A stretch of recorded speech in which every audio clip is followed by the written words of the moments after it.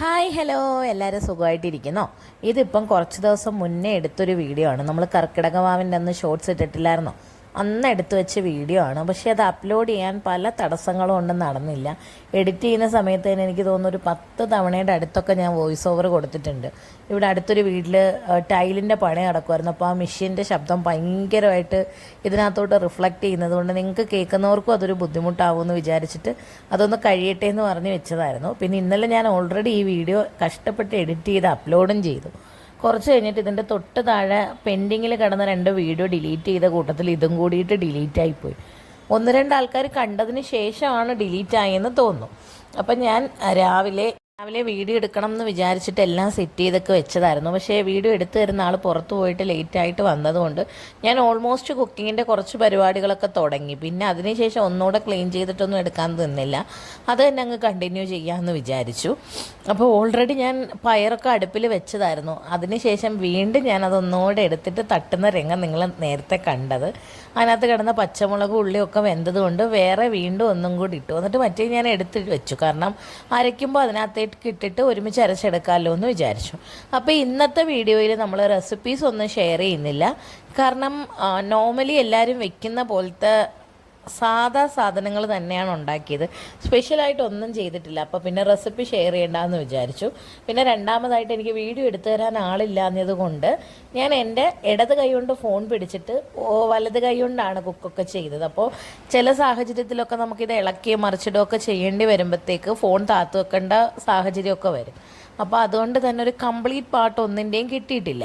പിന്നെ ആ സമയത്ത് പൊടികളും ബാക്കി കാര്യങ്ങളും ഒക്കെ ഇട്ട ഒരു ഓർഡറും എനിക്കറിയില്ല. പിന്നെ എൻ്റെ കുക്കിംഗ് എന്നൊക്കെ പറഞ്ഞാൽ ഒരു കൈക്കണക്കാണ്. എനിക്കിത് ഇന്നത് ഇത്ര സ്പൂൺ അങ്ങനെയൊന്നും പറഞ്ഞു തരാൻ അറിയില്ല. അതുകൊണ്ട് ഞാൻ വിചാരിച്ചു അങ്ങനെ വേണ്ടാന്ന്, കുക്കിംഗ് ഒന്നും ചെയ്യുന്ന റെസിപ്പി ഒന്നും ഷെയർ ചെയ്യേണ്ടതെന്ന്. ഞാൻ ചില സമയത്തൊക്കെ ചിക്കൻ ഫ്രൈ ചെയ്യുമ്പോൾ ലാസ്റ്റ് കറിവേപ്പിലയുടെ കൂട്ടത്തിൽ പച്ചമുളക് ഇട്ട് കൊടുക്കും. ഒരുപാട് എരിയില്ലാത്ത പച്ചമുളകേ ഇട്ട് കൊടുക്കത്തുള്ളൂ. കാരണം അല്ലെങ്കിൽ നമ്മൾ എരിഞ്ഞുകൊണ്ട് ഓടും കേട്ടോ. അപ്പോൾ അങ്ങനെ ഞാൻ പിന്നെ എന്താ ഇന്ന് ചെയ്യാൻ പോകുന്നതെന്ന് പറയാം. ഇന്നിപ്പോൾ നമ്മുടെ കുക്കിംഗ് പരിപാടികളൊക്കെ നടക്കണം. അതിൻ്റെ കൂട്ടത്തിൽ തന്നെ ഞാൻ നിങ്ങൾക്ക് എന്നെ ഡീറ്റെയിൽ ആയിട്ടൊന്ന് പരിചയപ്പെടുത്തി തരാം. ഓൾറെഡി ഒരു ഇൻട്രോയിൽ ഞാൻ ജസ്റ്റ് ഒന്ന് പറഞ്ഞിട്ടുണ്ടായിരുന്നു. അത്യാവശ്യം നല്ല വ്യൂവേഴ്സ് എൻ്റെ ഇൻട്രോയ്ക്ക് വന്നിട്ടുണ്ടായിരുന്നു. അപ്പോൾ അതുകൊണ്ട് ഞാൻ വിചാരിച്ചു ഡീറ്റെയിൽ ആയിട്ട് എന്നെ ഒന്ന് പരിചയപ്പെടുത്തി തരാം. ഞാൻ ആരാണ്, ഞാൻ എങ്ങനെ ഇതുവഴി വന്നു, അങ്ങനത്തെ കാര്യങ്ങളൊക്കെ നിങ്ങൾക്കൊന്ന് പറഞ്ഞു തരാമെന്ന് വിചാരിച്ചു. അപ്പോൾ നമുക്ക് അതങ്ങനത്തെ കാര്യത്തിലേക്ക് കടക്കാം. എനിക്കാണെങ്കിൽ നല്ല ത്രോട്ട് ഇൻഫെക്ഷൻ ഉണ്ട്. ഇപ്പോൾ ഇടയ്ക്കിടയ്ക്ക് ഇങ്ങനെ വന്നുകൊണ്ടിരിക്കുകയാണ്. അപ്പോൾ കുറേ നേരം ഞാൻ ചൂടുവെള്ളം കുടിക്കും, കുറച്ച് വോയിസ് ഓവർ തരും, അങ്ങനെയാണ് ചെയ്തുകൊണ്ടിരിക്കുന്നത്. അപ്പോൾ എൻ്റെ പേരൊക്കെ ഞാൻ ഒരുപാട് തവണ പറഞ്ഞിട്ടുള്ളതാണ്. എങ്കിലും ഒരു തവണ കൂടി പറയാം കേട്ടോ. എൻ്റെ പേര് സൗമ്യ എന്നാണ്. കൊല്ലം ജില്ലയിലെ കല്ലുന്താഴം എന്ന് പറഞ്ഞ സ്ഥലത്താണ് എൻ്റെ വീട്. എൻ്റെ വീട്ടിൽ ഹസ്ബൻഡ്, മോള്, ഞങ്ങൾ 3 പേരാണ് ഉള്ളത്. പിന്നെ എൻ്റെ ഫാമിലി ആണെങ്കിൽ അവിടെ അമ്മ, അച്ഛൻ, അനിയത്തി, ഞങ്ങൾ 4 പേരും. പ്രമോദിൻ്റെ വീട്ടിലാണെന്നുണ്ടെങ്കിൽ അമ്മ, 2 ചേട്ടന്മാർ, അതായത് ഇവർ 3 മക്കളാണ് ഉള്ളത്. ഇപ്പോൾ അവിടെ ചേട്ടത്തി കൂടെ ഉണ്ട്. അതാണ് നമ്മുടെ ഫാമിലി എന്ന് പറയുന്നത്. പിന്നെ ഞാൻ ഇതിനു മുമ്പ് വർക്ക് ചെയ്യുന്നത് ഡിമോസ് ഫർണിച്ചറിലാണ്. ഇപ്പോൾ ഒരു വർക്ക് ഫ്രം ഹോമാണ് ചെയ്യുന്നത്. ഹസ്ബൻഡ് കൊല്ലത്തൊരു ഓഫീസിൽ വർക്ക് ചെയ്യുന്നു. ഇതാണ് ബേസിക് ആയിട്ടുള്ള എന്നെ പറ്റിയുള്ള കാര്യങ്ങൾ. പിന്നെ മോള് LKGയിൽ പഠിക്കുന്നു. ഇവിടെ സെൻറ്റ് മേരീസിലാണ് പഠിക്കുന്നത്. ഇത്രയാണ് നമ്മുടെ ഫാമിലിയെ പറ്റിയിട്ടുള്ള ഒരു ചെറിയ ഇൻട്രൊഡക്ഷൻ എന്ന് പറയുന്നത്. പിന്നെ രണ്ടാമതായിട്ട് ഞാൻ എങ്ങനെയാണ് യൂട്യൂബ് തുടങ്ങാനുണ്ടായ സാഹചര്യം എന്ന് പറയാം. കുറച്ചധികം കാലമായിട്ട് എന്നെ പേഴ്സണലി അറിയുന്ന മിക്കവർക്കും അറിയാം, എൻ്റെ ഏറ്റവും വലിയ ആഗ്രഹങ്ങളിൽ ഒന്നായിരുന്നു ഒരു യൂട്യൂബ് ചാനൽ തുടങ്ങുക എന്നുള്ളത്. പക്ഷേ ഞാൻ കുറച്ച് നല്ല മടിയുള്ള കൂട്ടത്തിലാണ്. എന്ത് കാര്യത്തിലാണെങ്കിലും നല്ല മടിച്ചാണ്. ചെയ്താൽ ഞാൻ ചെയ്യും, അല്ലാണ്ട് അത് ചെയ്യുന്നതിന് മുന്നേ ആരെങ്കിലും ഇങ്ങനെ ഉന്തിത്തള്ളിക്കൊണ്ടിരിക്കണം എങ്കിൽ മാത്രമേ ഞാൻ ചെയ്യുള്ളൂ. അത്യാവശ്യം ഭയങ്കര മടിയാണ്. ഏറ്റവും വലുതായിട്ട് രാവിലെ ഉറക്കം എഴുന്നേൽക്കുക, അങ്ങനത്തെ കാര്യങ്ങൾക്കൊക്കെയാണ് മടി വരുന്നത്. ഇങ്ങനെ എല്ലാവരുടെയും യൂട്യൂബ് വീഡിയോസൊക്കെ കാണുമ്പോഴും ഒക്കെ എനിക്ക് കുറച്ചധികം ഇഷ്ടപ്പെട്ട യൂട്യൂബേഴ്സൊക്കെ ഉണ്ട്. അപ്പോൾ അവരുടെയൊക്കെ വീഡിയോസ് കണ്ടിട്ട് ആ റെഫറൻസൊക്കെ എടുത്തിട്ട് തന്നെയാണ് ഞാൻ ചാനൽ തുടങ്ങണം എന്നുള്ളൊരു ഡിസിഷനിലൊക്കെ എത്തിയത്. അപ്പോൾ നമ്മൾ സത്യത്തിൽ നമ്മളൊരു കാര്യം ചെയ്ത് തുടങ്ങുമ്പോഴല്ലേ അത് എത്രത്തോളം പണിയുള്ള കാര്യമാണ്, അല്ലെങ്കിൽ എത്രത്തോളം കഷ്ടപ്പെട്ടിട്ടാണ് ഇവരൊക്കെ ഓരോ വീഡിയോസ് അപ്ലോഡ് ചെയ്യുന്നത് എന്നൊക്കെ നമുക്ക് മനസ്സിലാവും. അതിന് മുന്നേ നമ്മൾ പുറമേ നിന്ന് കാണുമ്പോൾ കുറേ വീഡിയോ എടുക്കുന്നു, അത് യൂട്യൂബിലിടുന്നു, ഇത് തന്നെയല്ലേ പണി എന്നുള്ളൊരു ചിന്തയായിരുന്നു എനിക്കും. പക്ഷേ ഞാനിത് ചെയ്യാൻ എന്നാണോ തുടങ്ങിയത്, ഞാനിത് വിചാരിച്ചിട്ട് തന്നെ എനിക്ക് കണ്ടിന്യൂസ് ആയിട്ട് വീഡിയോ പോലും ഇടാൻ പറ്റിയിട്ടില്ല. ഇപ്പോൾ ഒരു 3 ആഴ്ചയോളമായിട്ട് നമ്മൾ ആകെ ഒരു 4-5 ലോങ് വീഡിയോ ഒക്കെയാണ് ഇട്ടിരിക്കുന്നത്. കാരണം അത് പ്രോപ്പർ വേ ഓഫ് കണ്ടൻറ് ഇല്ല. എനിക്കാണെങ്കിൽ എല്ലാ ദിവസവും ഒരേ കാര്യങ്ങൾ കാണിച്ച് വീഡിയോ ഇടുന്നത് ഇച്ചിരി ബുദ്ധിമുട്ടായിട്ട് തോന്നുന്നത് കൊണ്ടാണ് ഞാൻ അങ്ങനെ ഇടാത്തത്.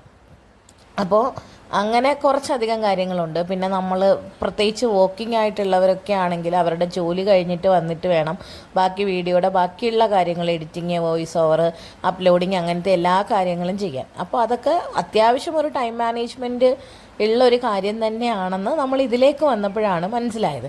പിന്നെ എത്രത്തോളം സക്സസ് ആവില്ല എന്നൊന്നും എനിക്കറിയില്ല. യൂട്യൂബിനെയൊക്കെ സംബന്ധിച്ചിടത്തോളം കുറച്ച് പേര്, അതായത് മെജോറിറ്റി നല്ല രീതിയിൽ ഹാർഡ് വർക്ക് ചെയ്യാൻ തയ്യാറാണെങ്കിൽ ഡെഫിനറ്റ്ലി അവർ സക്സസ് ആവും. പിന്നെ ചിലർ ഹാർഡ് വർക്ക് ചെയ്തിട്ടും റീച്ച് ആവാത്തവരൊക്കെ ഉണ്ട്. ഇത് സത്യം പറഞ്ഞാൽ ഇടയ്ക്കൊന്ന് നാക്കുളിക്കിയതാണ്. സത്യം പറഞ്ഞാൽ ഇതൊരു ഒരു ലോട്ടറിയാണ്. കിട്ടിയാൽ കിട്ടിപ്പോയാൽ പോയി. പക്ഷേ കിട്ടിയാൽ നല്ലതാണ്, അത്ര തന്നെ. അപ്പോൾ എത്രത്തോളം നന്നായി മുന്നോട്ട് പോകാൻ പറ്റുമെന്ന് എനിക്കറിയില്ല. പക്ഷേ എന്നെക്കൊണ്ടാവും വിധം ഞാൻ നല്ല രീതിയിൽ എല്ലാ കാര്യങ്ങളും ചെയ്യാനായിട്ട് ശ്രമിക്കും കേട്ടോ. പിന്നെ എല്ലാ ദിവസവും വീഡിയോസ് ഇടണമെന്നൊക്കെ ആഗ്രഹമുണ്ട്. പക്ഷേ രാവിലത്തെ തിരക്കും പിന്നെ എനിക്ക് വോക്കിന് കയറി കഴിയുമ്പോഴത്തേക്ക് ഒട്ടും ടൈം കിട്ടത്തില്ല. നമ്മളൊരു ഓഫീസിൽ പോയിട്ടാണ് വർക്ക് ചെയ്യുന്നതെങ്കിൽ ആ ഒരു ടൈം ഷെഡ്യൂൾ അത്രയും നമുക്ക് വർക്ക് ചെയ്താൽ മതി. പക്ഷേ നമ്മൾ വീട്ടിലിരുന്നിട്ട് ചെയ്യുമ്പോൾ 11 to 8 ആണ് എൻ്റെ വർക്കിംഗ് ടൈം.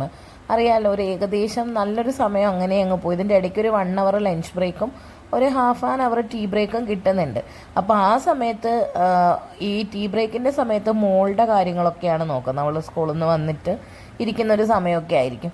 അപ്പോൾ അവളെ കുളിപ്പിക്കുക, അവൾക്ക് ആഹാരം കൊടുക്കുക, അങ്ങനത്തെ കാര്യങ്ങളൊക്കെ ആയിരിക്കും ചെയ്യുന്നത്. പിന്നെ അവളുള്ളപ്പോൾ എനിക്ക് ഫോണ് ഒരുപാട് യൂസാക്കാൻ പറ്റത്തില്ല. കാരണം ആൾക്ക് എപ്പോഴും ഫോൺ വേണം.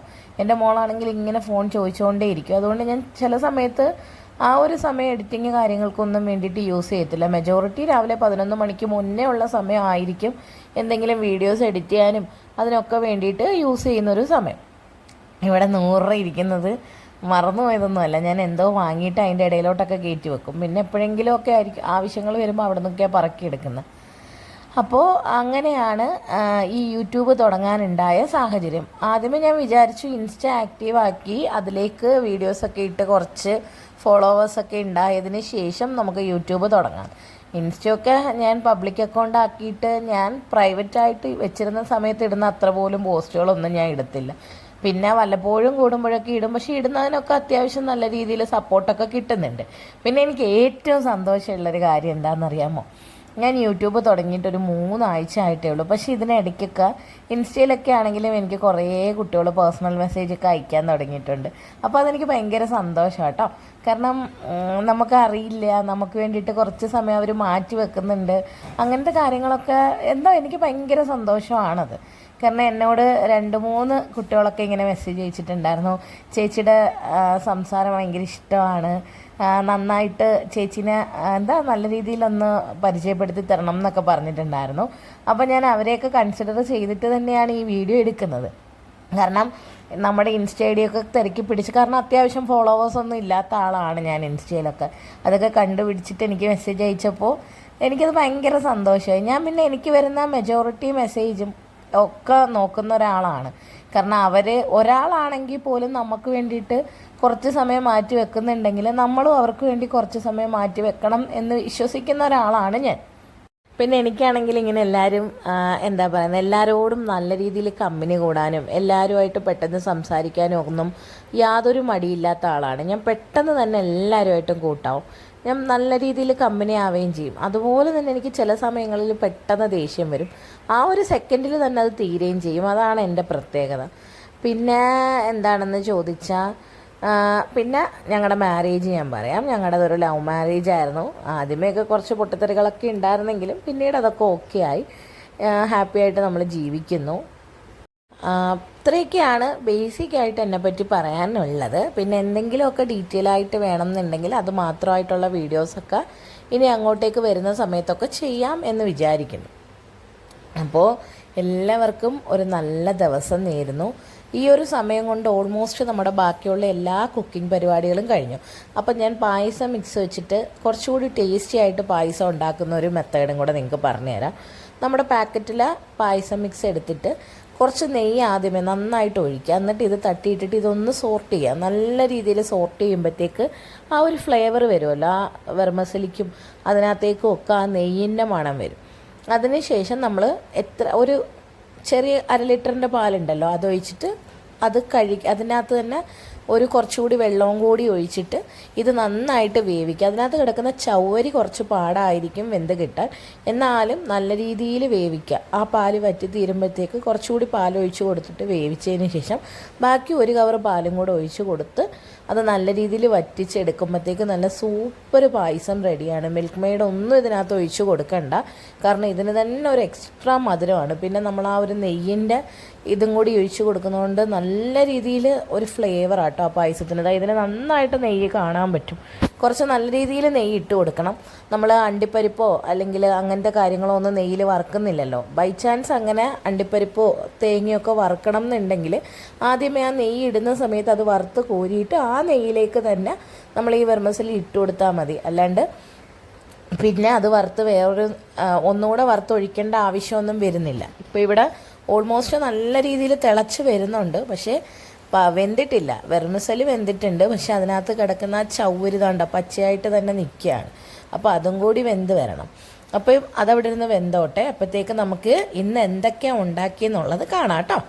അപ്പോൾ ചീനി, അതുപോലെ തന്നെ പരിപ്പ്, സാമ്പാർ, നാരങ്ങ അച്ചാർ, ചിക്കൻ കറി, ചിക്കൻ ഫ്രൈ, ചോറ്, പപ്പടം, പായസം, ഇത്രയാണ് ഇന്നത്തെ എൻ്റെ ഫുഡ്. അപ്പോൾ ഇന്നത്തെ നമ്മുടെ വീഡിയോ ഇഷ്ടപ്പെട്ടിട്ടുണ്ടെങ്കിൽ എല്ലാവരും സപ്പോർട്ട് ചെയ്യുക, ചാനൽ സബ്സ്ക്രൈബ് ചെയ്യുക. പിന്നെ ഞങ്ങൾ പോയി ഫുഡൊക്കെ കഴിച്ചിട്ട് കുറച്ച് നേരം കിടന്നുറങ്ങി. അതാണ് അന്ന് ചെയ്തത്. അപ്പോൾ ഇനി അടുത്തൊരു വീഡിയോ ആയിട്ട് കാണുന്നവരെ ബൈ.